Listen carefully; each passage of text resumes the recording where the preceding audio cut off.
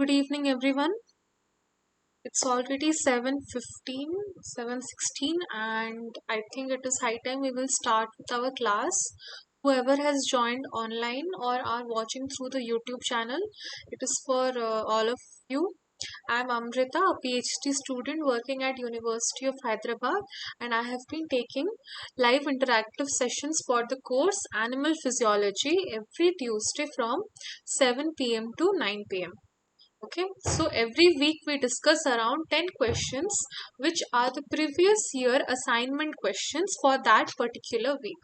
And we have already successfully completed 7 weeks of discussion, and today is the eighth week, which we will discuss today. The questions of eighth week will be discussed today. So again we have a new 10 questions, set of 10 questions, and very simple questions.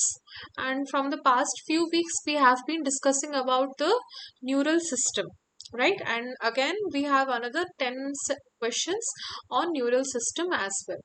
Okay, so without wasting any further time, we'll start. And who have been following my sessions, they know the rules of the class. Do not unmute your audio or video. And the other thing is that we have 10 questions. I will show you one by one question, and I will give around 1 to 2 minutes of time for each question. They're very simple fact based questions. Not much of a thinking is needed. If you know the answer, you know the answer. Okay, so for I'll show you the question. I'll give you 1 to 2 minutes time. Think about what can be the correct answer out of the four options you have been given, and write down in the chat box. Whoever is attending the session through YouTube channel, they can just note down their answers, right? And after that much period is over, I will show you what is the correct answer, and we will discuss a correct explanation for that answer. Okay, I will explain you why that answer is correct. Okay, simple. We'll start with the first question of today. Okay, which of the following cell types is a part of the peripheral nervous system? Cortical neurons, oligodendrocytes, microglia, squamous cells. Which of the following cell types is a part of the peripheral nervous system? Cortical neurons, oligodendrocytes, microglia, squamous cells. I guess again this Tuesday is a holiday, Ganesh Chaturthi. I don't know, like every Tuesday there has been some holiday, either Independence Day or Janmashtami or Ganesh Chaturthi. So the live session attendance has been low. But I have been repeatedly telling that either it is a government holiday or not, live sessions are not postponed, as to an extent when I have to postpone the meeting due to my personal reasons or due to my professional commitments. Other than that, we never postpone the live sessions for a holiday. Okay, so whoever is missing the live session, they can go on and see the recording which I have been uploading in my YouTube channel. But it is always better to attend the live session than to see the recording. Okay. Okay, not many students are there, but I'll still wait for 1 to 2 minutes for each question, so that whoever is attending through the YouTube channel, they can also get the time to think and answer, right? Because once you put your brain into that question and answer it, even if it's wrong, and then when I discuss the correct answer, you will definitely remember that answer. But as soon as I show the question, and again I show the right answer in no time, then you all will not be able to remember the answer in today, because it won't create that much of an impact, right? So first think. I have given you time, then we will discuss. Okay, I think more 1 minute I'll wait. Already the one who has joined in the live session, she has answered, so I'll wait for 1 more minute. That's all.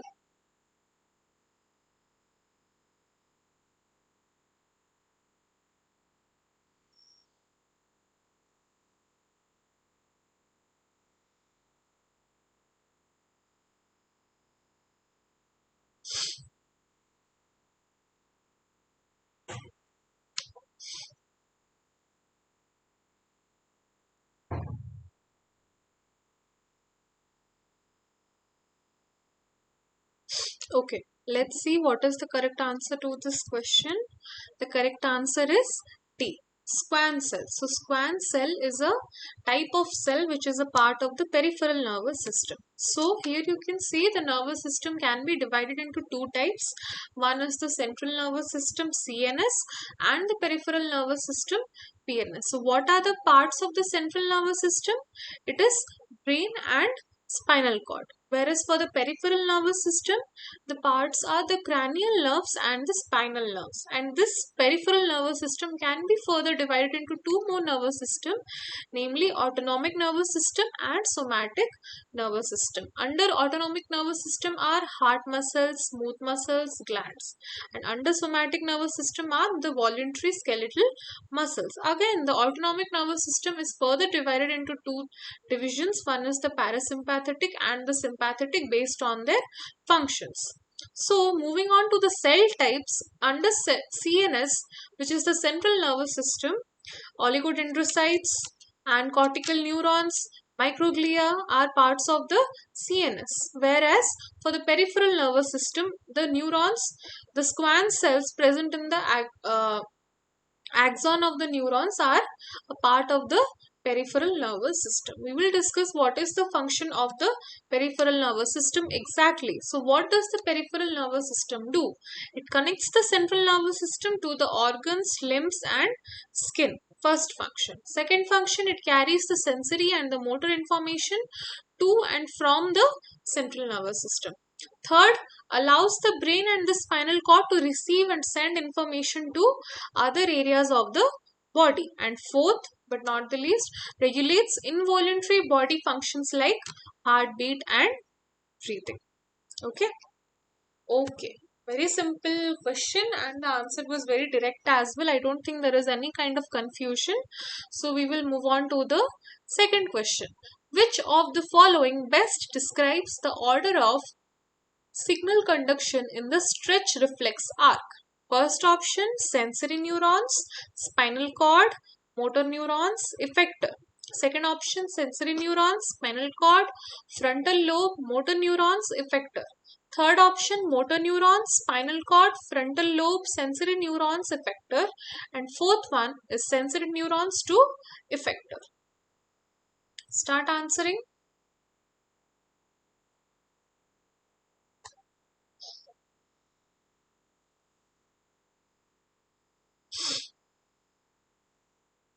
Okay, Khushbu has given answer as A. I'll wait for some time till we discuss the correct answer.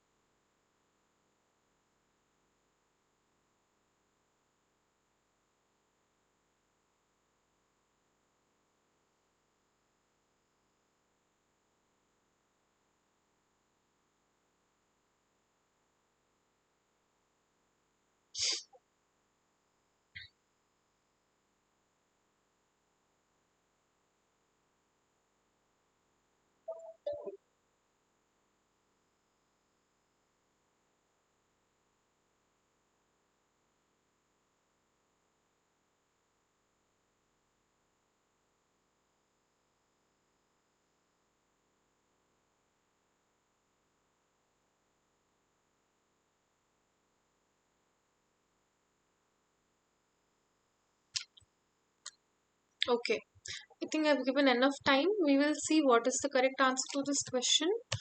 Correct answer is A. Sensory neurons to spinal cord to motor neurons, and finally the effector. So here you can see starts with the effector efferent neuron, which is the sensory neuron, then comes the spinal cord, then the efferent neuron, and then finally goes through the effector to the muscle. Muscle is the effector. So what is a reflex arc exactly? A reflex arc is a neural pathway that controls the reflex. We know what is reflex. Reflex action, like when we touch a cold substance or a hot substance, our hand, without our brain could recognize, our hand pulls off. We pull off our hand from that object. So that is called as a reflex action, and it is controlled by most of the sensory neurons have a synapse within the spinal cord, and this allows the reflexes to take place without the involvement of the CNS and speeding up the process. So, a reflex arc is a neural pathway that controls the reflex. It starts functioning before our CNS, that is spinal cord, and our brain starts functioning. The spinal cord starts functioning first. Okay. So we'll move on to the next question. Muscle spindle is a dash that detects change in dash. Neuron, the concentration of ions in the extracellular fluid. Neuron, the concentration of ions in the intracellular fluid. Stretch receptor, length of a muscle. Stretch reflex circuit, conduction velocity of muscle neuron.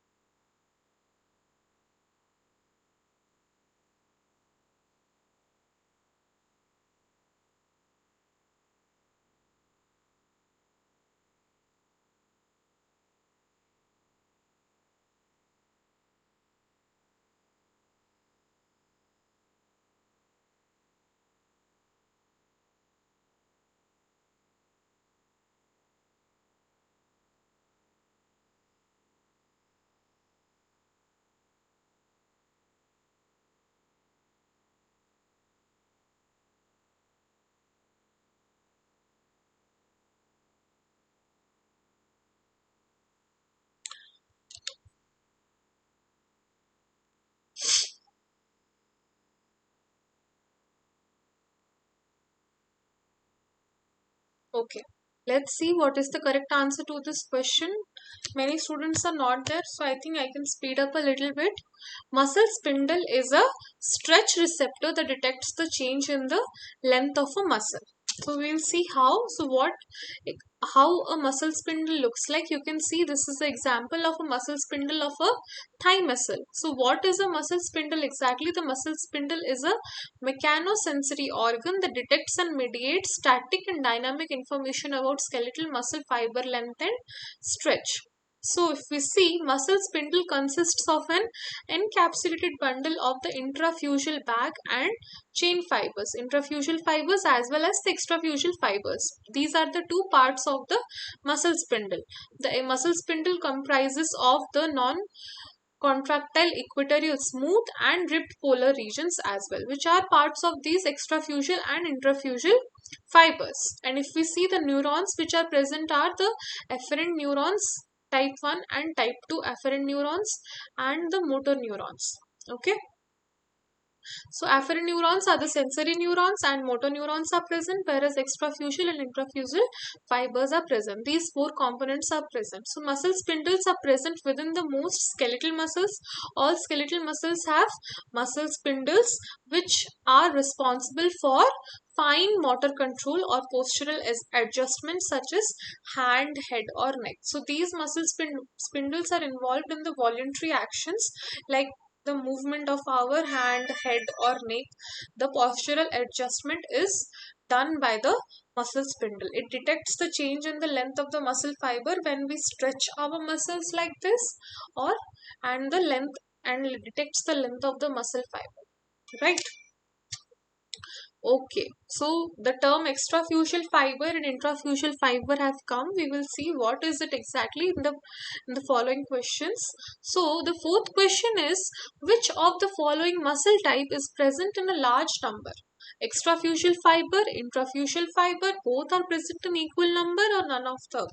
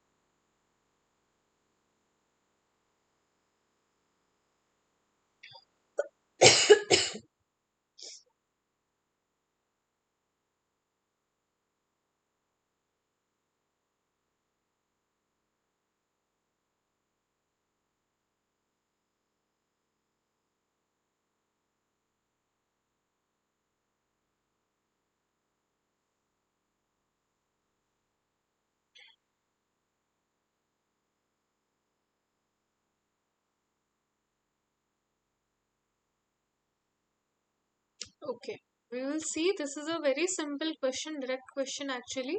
Let's see what is the correct answer.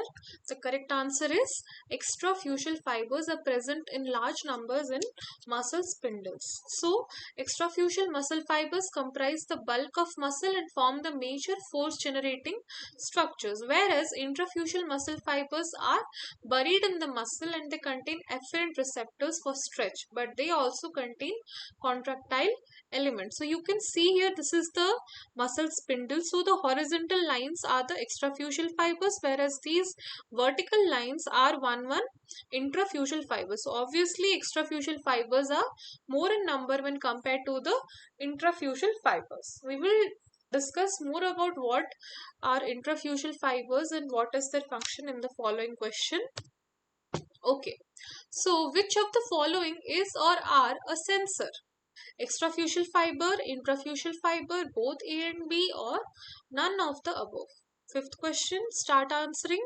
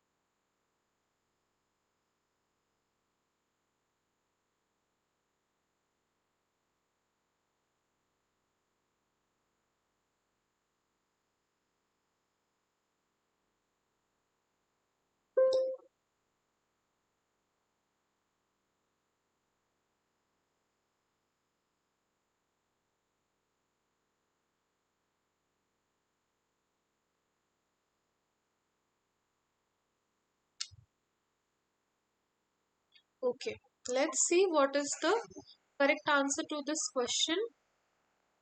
Please unmute Uzma Manzoor. Please mute your audio.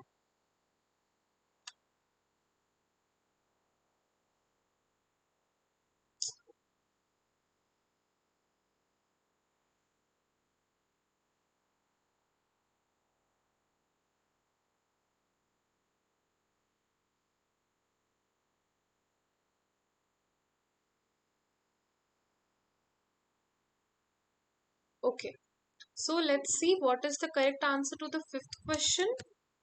The correct answer is B, intrafusal fibers. So intrafusal fibers are sensors. As I mentioned in the previous question also, intrafusal muscle fibers are buried in the muscle and they contain afferent receptors. Afferent receptors are nothing but sensory receptors.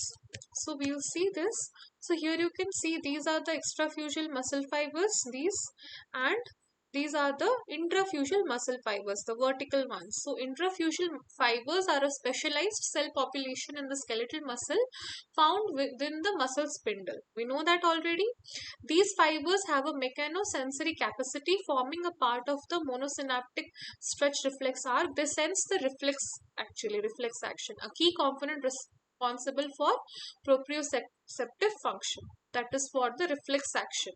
So these have the sensors which sense the reflex action in our body before the CNS could act upon it. Okay. So what is the difference between the extrafusal fibers and the intrafusal fibers? Extrafusal fibers are mostly responsible for adjusting our posture for our motor balance, whereas intrafusal fibers have this sensing capacity to do sense the reflex action.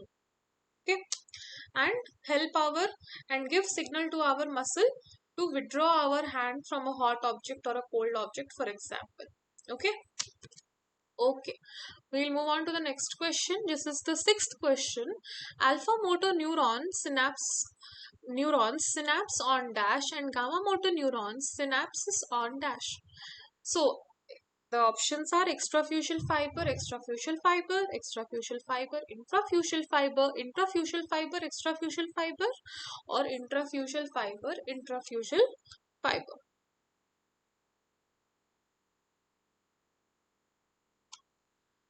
Okay, we have got an answer. It says B. Okay, we'll see. I'll give some time to for others to think who are attending through the YouTube channel.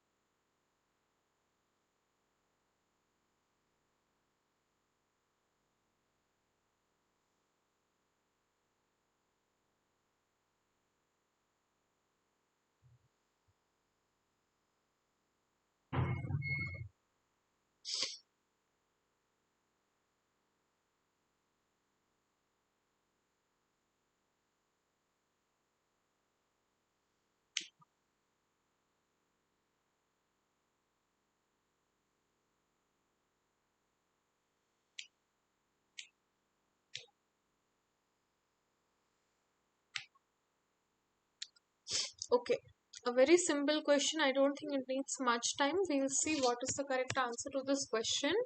The correct answer is alpha motor neuron synapse on intrafusial fiber, whereas the gamma motor neuron synapses on the extrafusial fibers. Here you can see the alpha motor neurons. These are the extrafusial fibers. They synapse on the extrafusial fibers, whereas the gamma motor neurons synapse on the intrafusial fibers. These are the intrafusial fibers. Okay, this figure we have already discussed. So we'll move on to the next question. Seventh question. Which of the following is a part of the inner ear? Ear canal, stapes, eardrum, cochlea. This is a question we have been reading from like 10th standard who are science students. Even who are not like 10th standard, it's a part of a 10th standard question. So I think everyone knows the answer.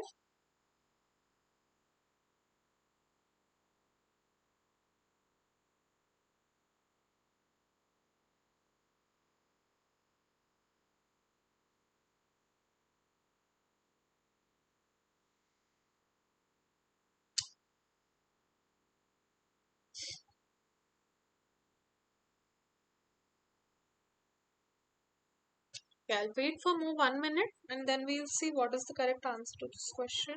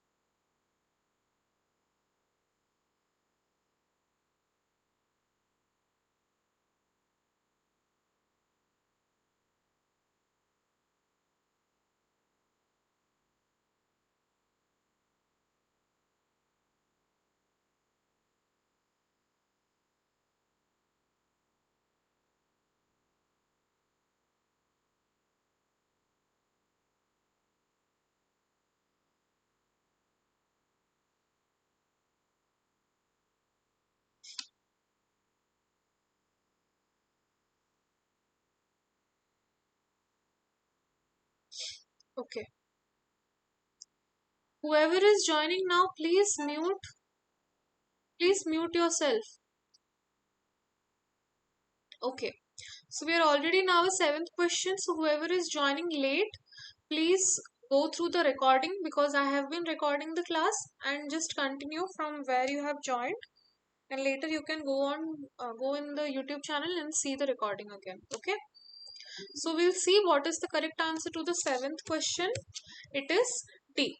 Cochlea is a part of the inner ear, whereas ear canals, stapes, and eardrums are part of the outer and the middle ear. We'll see how your cochlea. So, what is the function of cochlea first of all?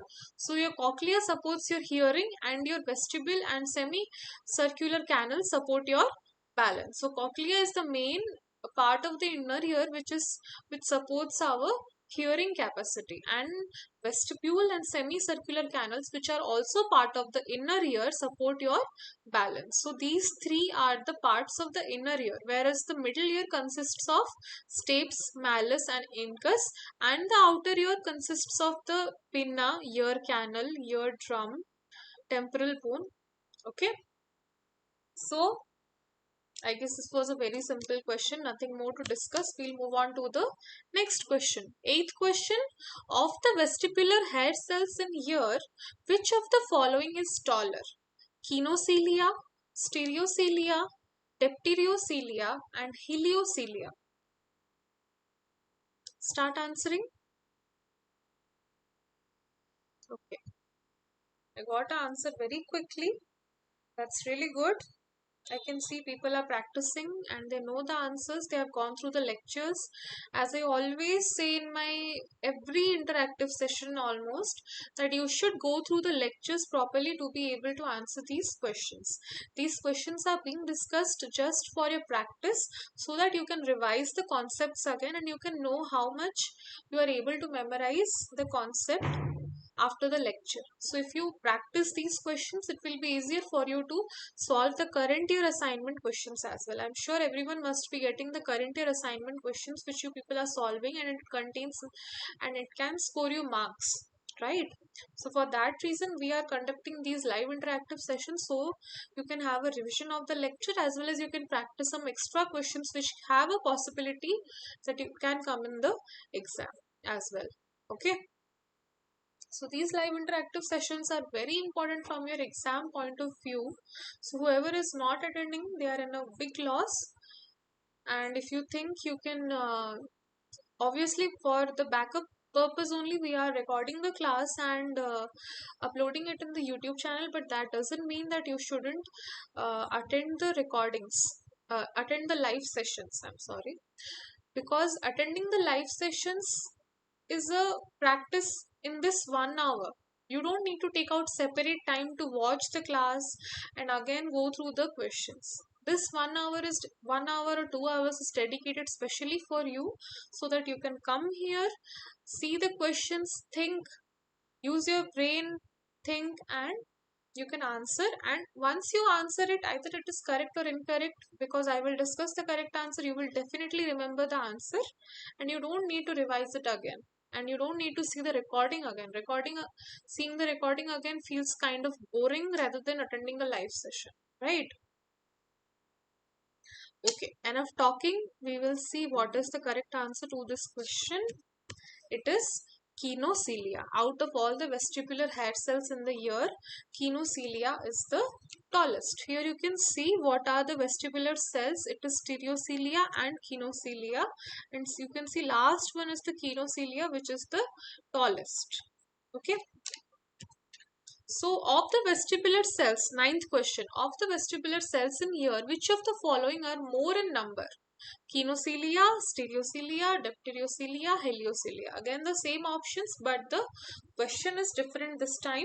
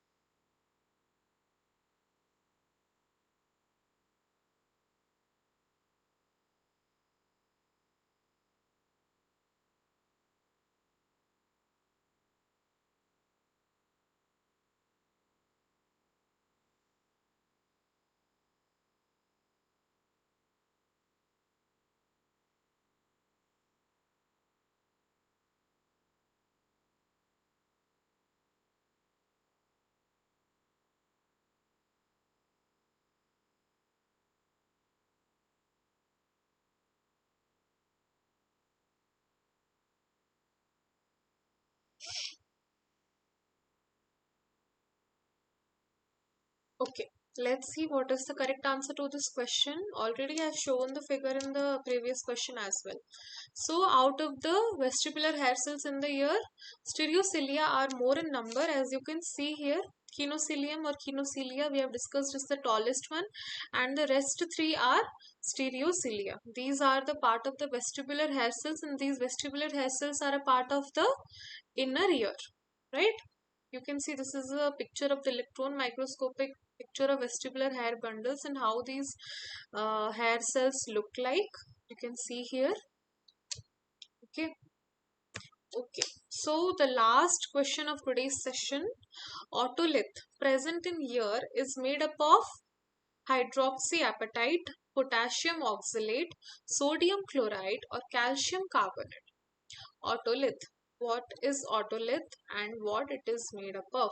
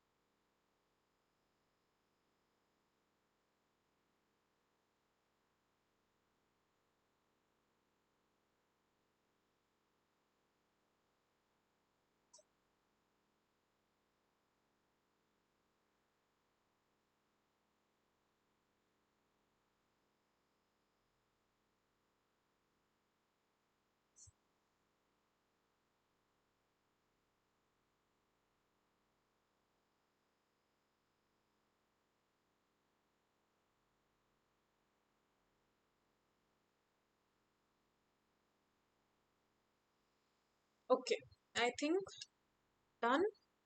Let's see what is the correct answer to the last question. It is calcium carbonate. So here you can see what a otolith looks like.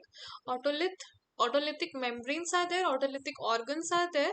So the otolithic membrane is composed of the calcium carbonate crystals embedded in a gelatinous matrix with a mean thickness of approximately 50 micrometers. So the position of this otolithic membrane on the sensory receptors depends on the magnitude and direction of the force acting on it. So what are these? Actually, the otolithic organs sense gravity and linear acceleration such as from due to the initiation of the movement in a straight line. So these are present mostly in the utricle and saccule. Persons or animals without otolithic organs or defective otoliths have poor abilities to sense motion as well as orientation to gravity. So they play a part in sensing the gravity and acceleration of our movement. And if there are person who doesn't have these otolithic organs or they have defective otoliths, they have this poor capacity in sensing motion as well as orientation of the gravity. So these otolithic organs have a membrane which is made up of the otolith, which is made up of calcium carbonate crystals embedded in this gelatinous matrix, and it is present in the utricle and saccule of the ear. Okay. Okay. With this, we are at the end of our session. I'm sure we have discussed a good number of questions today and we have gained some very insightful information on parts of the ear as well as muscle spindle and the central nervous system and the peripheral nervous system. Next week, I'm not sure we are still discussing neural system or not. We'll see that. But yes, as I always say, keep attending the lectures, keep revising the lectures, and keep revising these live interactive sessions through my YouTube channel. Okay, revision is the key for good marks in the exam. Okay, so anyone has any doubts, or we can close the session today and we'll meet again on next Tuesday with the next 10 set questions for week 9. Okay, we have 12 weeks in total for this course and we have successfully completed 8 weeks and we are left with 4 more weeks of this course. I think it will go smoothly, and I think Khushbu, who has been throughout the class, has given all the correct answers. I was noticing that, It's very good, Khushbu, and keep it up.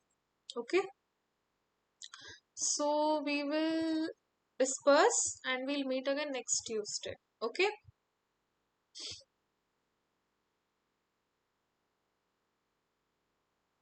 okay. Thank you, everyone.